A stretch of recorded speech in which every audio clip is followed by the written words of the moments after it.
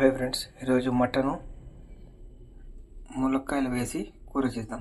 ఏమేమి కావాలంటే మటను, మునక్కాయలు, 2 ఉల్లిపాయలు, 2 టమోటాలు, 2 పచ్చిమిరపకాయలు, కొంచెం నూనె వేసుకుందాం.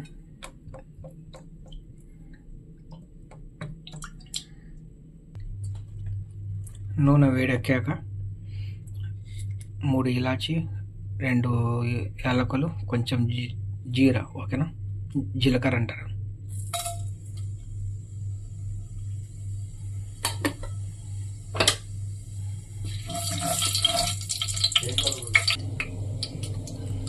తర్వాత ఆనియన్స్ వేద్దాం.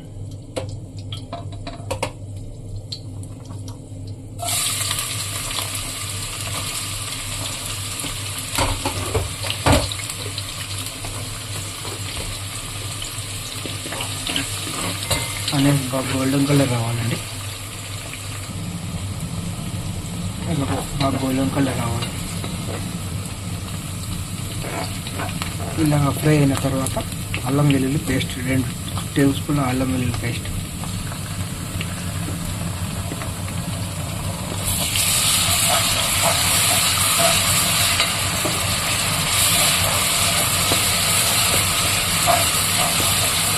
బాగా గోల్డెన్ కలర్ రావాలండి.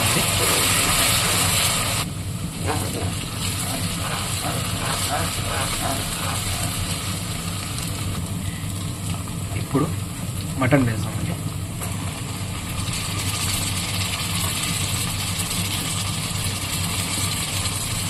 కొంచెం మటను,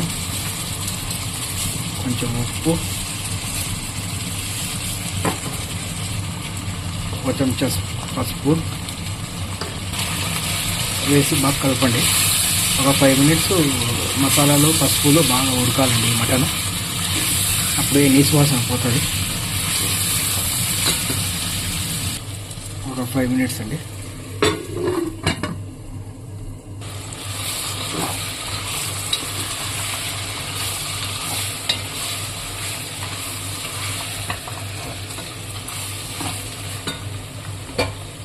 ఇప్పుడు టమాటాలు, పచ్చిమిరపకాయలు వేసేసాం.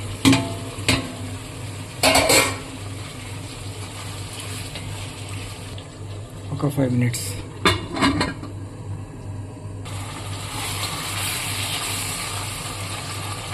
ఇప్పుడు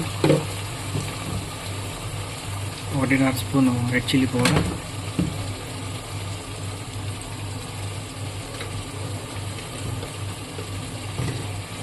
2 టీ స్పూన్ల ధనియాల పౌడర్,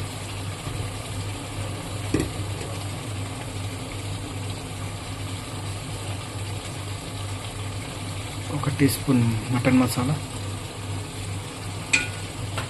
వేసి బాగా కలపండి.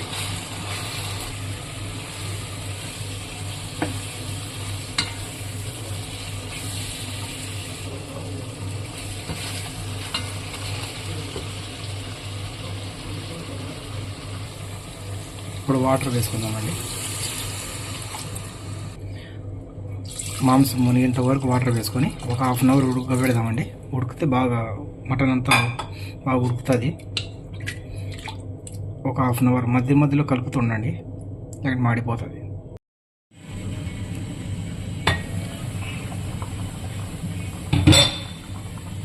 ఇలా మధ్యలో కొంచెం కలుపుతుండండి.